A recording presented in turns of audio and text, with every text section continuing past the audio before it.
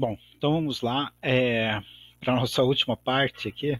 Esse aqui já é mais uma sobremesa, mas é bem legal. Tenho estudado um pouco de eletrônica e para ver o quão é importante esses semicondutores para a nossa sociedade, né, atualmente. Né? Começou a ser desenvolvido há muito tempo, né, no século XX, e hoje em dia nós temos as nossas TV em LED, os nossos computadores, os nossos celulares, que são microcomputadores, e tudo baseado nesses semicondutores. Né? Então é muito legal. Né? Se eu soubesse, tinha estudado mais na época da minha graduação. Né? Mas assim, nós temos essas definições dos semicondutores extrínsecos e intrínsecos. Né? Vamos tentar definir aqui. Parece difícil, mas não é. Né? Então, a condutividade elétrica do semicondutor pode ser modificada adicionando-se pequenas quantidades de outras substâncias. Né? É como se fosse uma liga, né? Uma liga metálica, só que agora a gente entendendo aquela liga não pela a estrutura ou tamanho dos átomos, e sim pela sua estrutura eletrônica. Né? E aí a gente consegue com o que foi desenvolvido lá na mecânica quântica, né? E por isso que é tão importante nessas teorias para o desenvolvimento da tecnologia, porque à luz dessas teorias que foram possíveis desenvolver novos materiais e desenvolver novos sistemas, né, integrados, né? Quando no começo nós tínhamos salas inteiras para fazer um 0 e 1, hoje em dia a gente consegue com um microchip fazer o demônio, né? Ou não, apesar que pode sair o demônio também, né? Como a gente sabe da tecnologia. Bom, então aqui no caso, esse processo é denominado de dopagem. Quando a gente acrescenta um elemento, né, uma pequena a impureza dentro de uma substância, a gente pode chamar esse processo de dopagem. Né? A gente dopou um certo material. Né? Consideremos o que acontece quando o silício é dopado com elementos do grupo 15, fósforo, arsênio, antimônio, bismuto. Né? Os átomos de fósforo substituem o silício em posições aleatórias na estrutura. Né?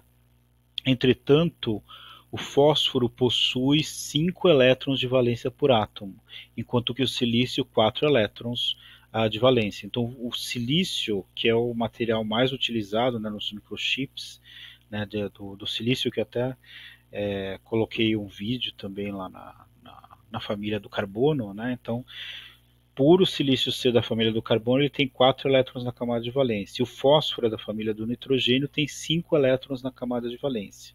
Tá certo? Então eu estou substituindo, né, um átomo de silício por um átomo de fósforo. E o átomo de fósforo tem um elétron a mais do que o silício. Isso vai alterar as propriedades elétricas, né,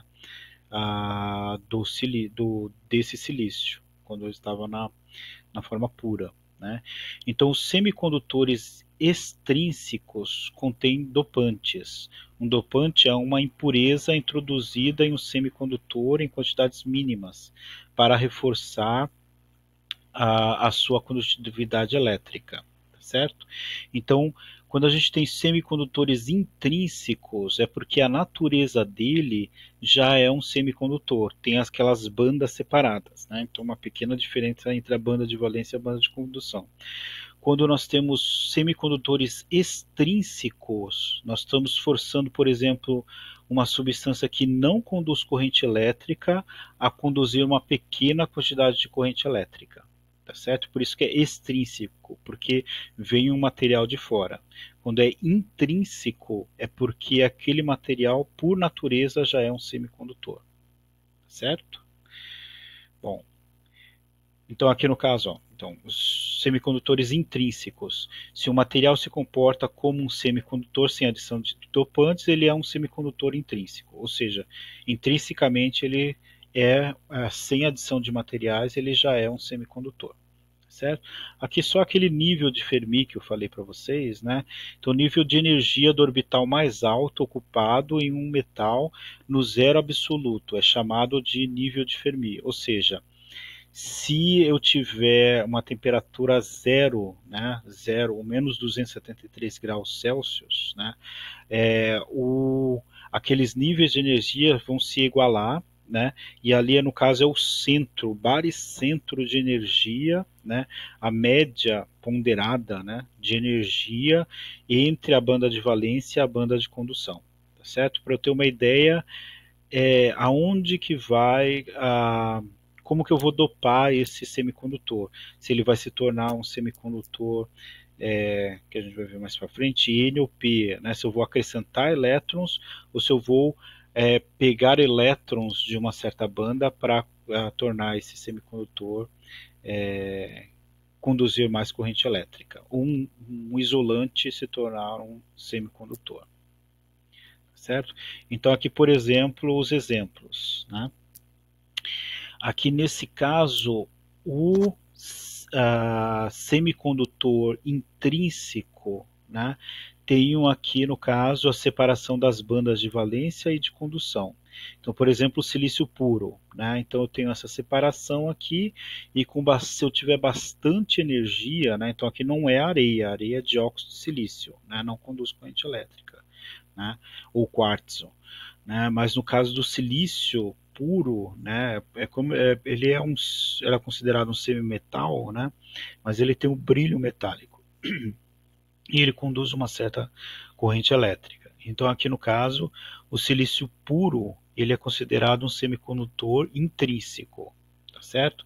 Se eu dopar o silício aqui, ele vai se tornar um semicondutor extrínseco, ou seja, estou acrescentando um material nesse semicondutor para alterar a condutividade dele, tá certo?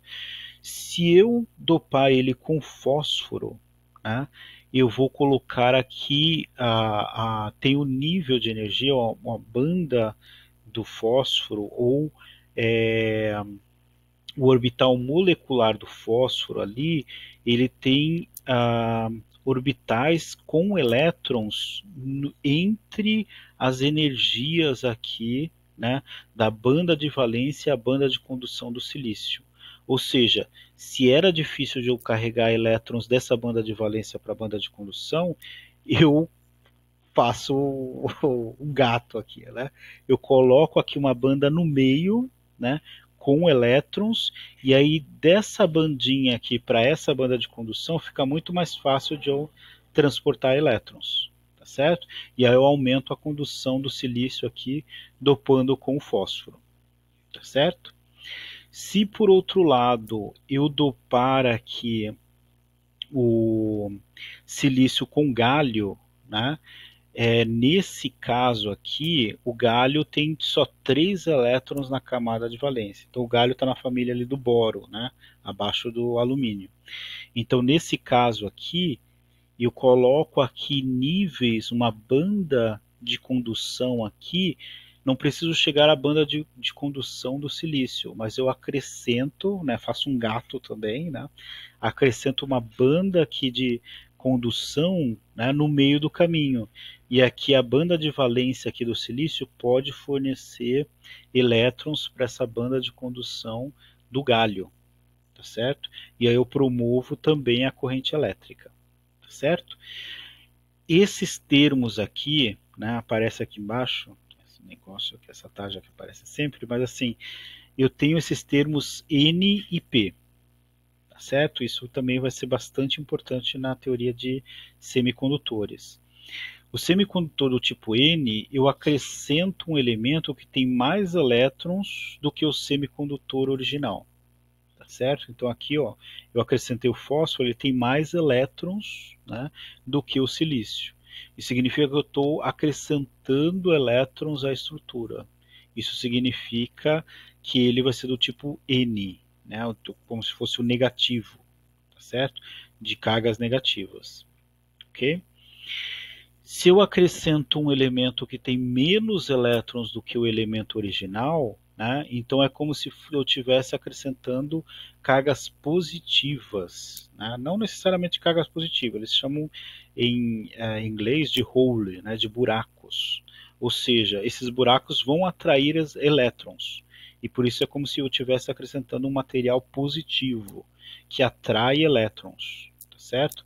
Então, nesse caso aqui, se o material que eu estou dopando tem menos elétrons do que o material original, né, então esse semicondutor vai ser uma dopagem do tipo P, né, ou vai se tornar um semicondutor do tipo P. Tá certo? Depois eu vou deixar disponível um vídeo bem legal, mas está em inglês, né? Mas depois vocês ativam, tem a tradução também, né? Dá para ativar a tradução, e aí explicando de maneira uma animação, né? Da importância dos semicondutores e como são feitas essas dopagens, fazendo uma animação de um cara que se torna um átomo, né? E ele mostra como é que é essa condução, tá certo? Bom, então, por exemplo, aqui no silício puro, semicondutor intrínseco, os elétrons da banda de valência apenas preenchem a banda de energia permitida de mais baixa energia. No silício dopado com fósforo, semicondutor extrínseco, o excesso de elétrons ocupam os orbitais de mais baixa energia na banda de condução. Esses elétrons são capazes de conduzir corrente elétrica. E no caso dopado com galho, né, também um semicondutor extrínseco, não existem elétrons em número suficiente para ocupar completamente a banda de valência. Né? A presença de orbitais vazios nessa banda permite a passagem de corrente. Ou seja, eu tendo elétrons aqui nesse nível do ADOA, né, do fósforo, né, do semicondutor aqui dopado, do semicondutor de silício dopado com fósforo, os elétrons aqui do fósforo vão para a banda de condução do silício e isso eu consigo conduzir corrente elétrica. Já no caso da dopagem com galho, eu tenho bandas aqui vazias, né, ou orbitais vazios do galho, e os elétrons do silício podem ser transportados para o galho, fazendo com que ocorra também a condução de energia elétrica, né, condução de corrente elétrica. Certo? Bom, se o silício é dopado com um elemento do grupo 13, como galho, índio e tálio, a banda de valência está preenchida de maneira incompleta, porque o galho, índio e o tálio têm 3 elétrons na camada de valência. Neste caso, os elétrons podem mover-se dos orbitais moleculares ocupados para aqueles que estão vazios na banda de valência desses elementos, do galho, índio e o tálio. Certo? Porque eles têm menos elétrons e aquela banda intermediária está vazia. E essa banda intermediária é uma banda de condução desses elementos que foram dopados. O silício dopado com galho e inditalho é chamado de semicondutor do tipo P, porque essa dopagem cria sítios vagos de elétrons que podem ser tratados como buracos positivos no sistema. Então, assim, em inglês e em português também na teoria dos semicondutores, esses espaços vazios são chamados de buracos ou de hole, né? A teoria electron hole, que é, no caso, buracos onde podem ser ocupados por elétrons, e por isso que eles são chamados de positivos, né? De tipo P, né? Que tem buracos onde podem ser ocupados ou atraem elétrons para aqueles buracos. Okay? Bom, e aqui é só um resumo, né, dos tipos sólidos cristalinos. Né? Aqui só para a gente finalizar, né? Assim, uma junção do que a gente viu até agora e com a estrutura da matéria também. Né? Então, aqui no caso, num sólido molecular, né, como o diamante, né, ou o dióxido de silício, né, formados aqui por átomos ou moléculas, né, as forças entre as partículas são de dispersão de London, força de polo, ligações de hidrogênio, certo? Aqui, por exemplo, o argônio, o metano, a sacarose, gelo seco e água, né? Então, aqui nesse caso, aqui está generalizando mais ainda, né? Então, no caso, sólidos moleculares, argônio, metano não é sólido, né? Mas aqui no caso da sacarose, do gelo seco, da água no estado sólido, né? Essas forças podem ser atração por dispersão de London, de polo ou ligações de hidrogênio. Sacarose está cheio de OH, e por isso que no estado, na temperatura ambiente, ela está no estado sólido. Né? Tem várias ligações de hidrogênio. O sólido covalente, né? Então, os átomos são ligados por uma rede de ligações covalentes. Aí, nesse caso, seria o diamante, né? E o dióxido de silício.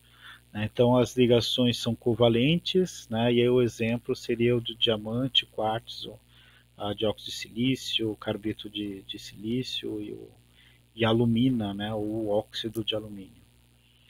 Bom, nós temos os sólidos iônicos, né? Então, no caso, é formados por íons positivos e negativos, as ligações são iônicas, e os exemplos, como a gente vai ver na próxima parte, ou a última parte da nossa disciplina, né?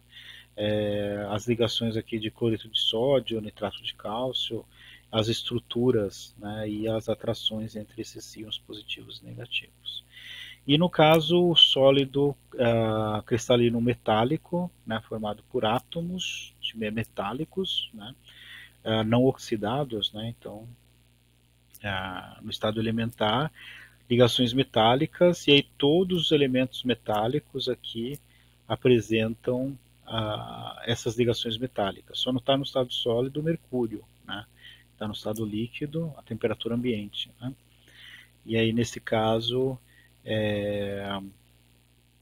os exemplos sódio, prata, ferro, tungstênio e todos os outros metais. Certo? Então é só um resumo de sólidos cristalinos. E é o que vai ser importante também para a gente, esses sólidos cristalinos, a gente analisar a estrutura desses sólidos. Certo? Então, assim, assistam, que é só um resumo, mas assistam depois o vídeo sobre do YouTube, né, que eu vou disponibilizar sobre os semicondutores e a importância desses semicondutores na tecnologia do século 21, 20 e 21. Né? Então, até mais.